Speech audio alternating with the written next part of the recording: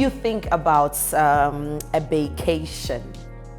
Is it okay for a Christian couple to go on a vacation? So just the two of you in a quiet place, in a hotel room, all by yourself, in one room, you'll be sleeping on one bed for 2 or 3 days. Okay. What's the motive for you guys going on vacation? We want to get to know each other more, and we want to bond physically. And because we are Christians, also we'll take some time to do, some quiet time together, pray together. Okay. Basically, that's Do you necessarily have to go on vacation to go and be doing quiet time?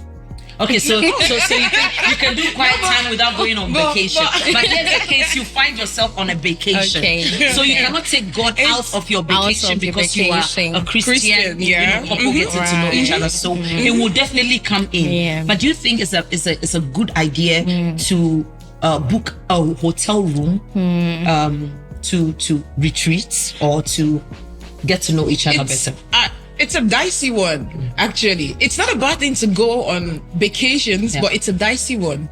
This is somebody you are still about to get married to, yeah? It's a dicey one because whether you like it or not, some things would probably happen. Like some things like what? Don't you trust yourself? It's not about, it's not, even the strongest man can fall. Okay. Even the strongest of men can fall. So, because imagine, you guys have not seen for a while, and then you decide to go on this vacation. Yeah. And then you're like, oh, I've missed you. It's been a long time. And then you hug, and then you're like, oh, I've missed this. This is it. And before you know, you're like, oh, you smell so nice. And then, you're trying to, no, there's nothing happening yet, right? Okay. You're just trying to, perceive the aroma of the perfume, the fragrance. You're like, oh, this is so nice. Oh, this. And before you know, the nose that is perceiving the fragrance, go on. The mouth is also actually, before you know, kisses and all of these things. And it's not a bad thing, but it can lead to where you don't want it to go to. So if it doesn't lead to where you don't want to get to, is there anything wrong with it? You're on a vacation with your man to be, your wife to be, and you miss each other, you're cuddling, you're kissing, you're romancing, there's no penetration, there's no motive, you know your boundaries, so no sex is going to come into it. There's really nothing wrong with it, to me personally, because to be honest, before you even get married, you should know if you guys are compatible even on that level. Okay. So you can. And kiss, now you want to test the compatibility. I mean, not to test necessarily, but a little kiss, a little hug won't take anything away from you. I mean, just set the boundaries. It won't take. But you are not gonna deep kiss. You are not gonna smooch too much. You're not gonna do this. Smooch too much. So you can. Each other. So what you're trying to say is that you can kiss, because you see you don't kiss too much, too far. So you can. I mean, be accountable and be honest. If you know that it's going far, just stop. But don't you can't say you are going on vacation. You guys are going to act like sticks in the room. But that's the thing. You can't be acting like that. So maybe day one can be very calm and cool. Right. You get. Day 2, I bet you, that means when emotions set in. That means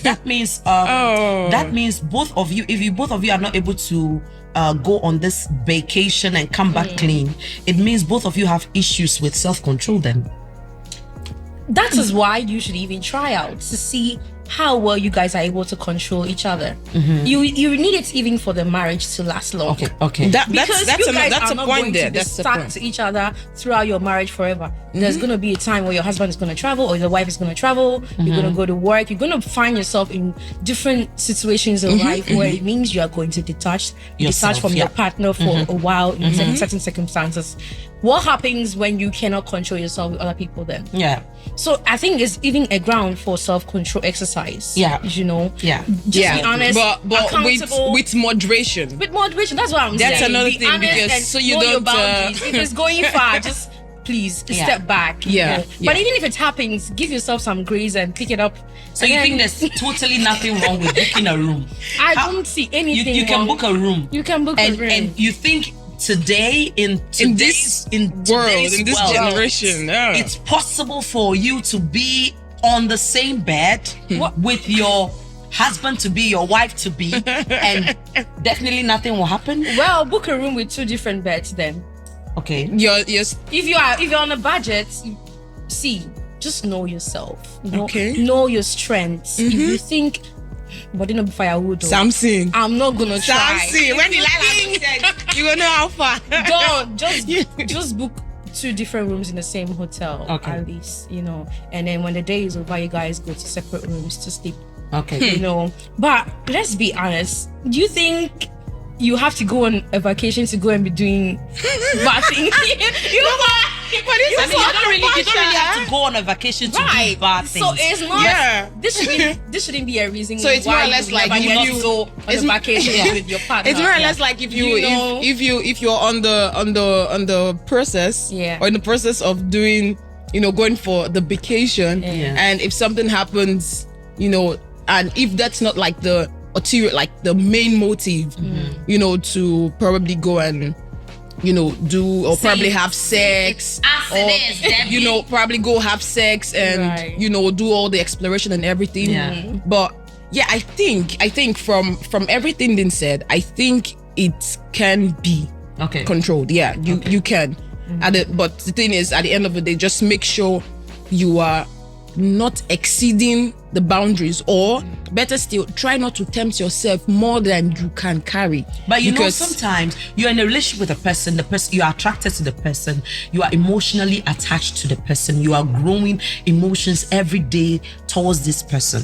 So it's quite difficult to say that you would be in the same, even if it's not on a vacation, outside, just a regular date, because you are genuinely in love with this person. You want to show the affection and everything. You would want to show that. And if you generally don't have self-control, it doesn't have to be in a hotel. I mean, there are some girls who probably they don't have sex in hotels, they have sex on the bench. That's what I'm saying. Under the tree. That's what I'm saying. This shouldn't even be anything that will block you from going on a vacation.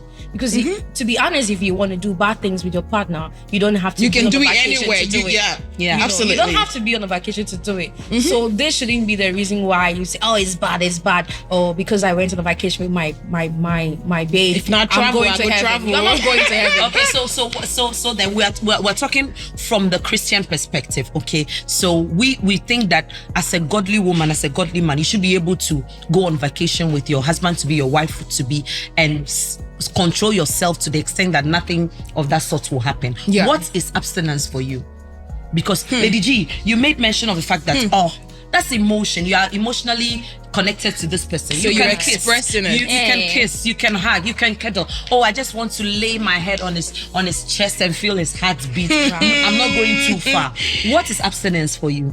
To me, abstinence is deciding not to be sexually involved. Okay, so it has to do with penetration. For me, doing deep things. Okay. We know the deep things that I'm talking about. So that's, come on. We don't know. A small hug. Say the deep things. Let us know. A small hug and a small kiss doesn't mean you are not cannot hurt a abstaining. fly. It cannot hurt a fly. I can be abstaining and still see my man and hug him. Give him a hug, give him a peck, give him a kiss on the lip. It doesn't mean I'm not abstaining from sex. Okay.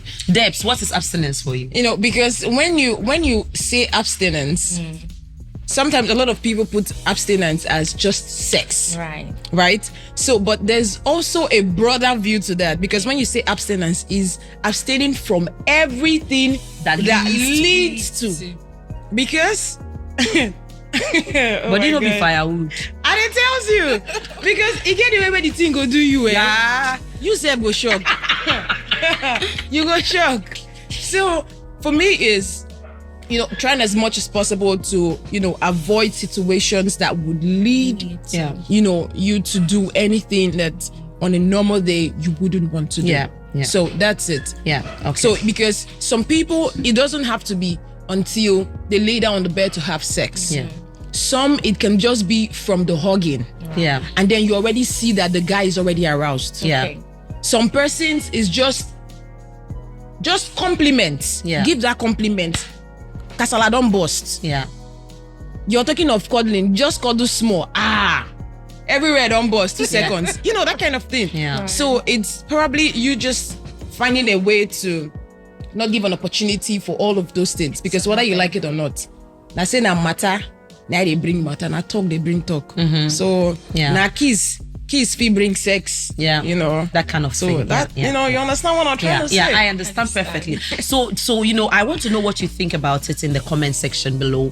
So we will not take too much of your time on this episode. I want to know what you think about this particular one. This is our personal opinions, you understand? So you have your own opinion. Let us know in the comment section. Understand that you can go on the vacation with your spouse to be, but do it in a godly way. Whatever you do, eat or drink, make sure at the end of the day it's to the glory of God. Follow, like, subscribe, and share. See you on the next.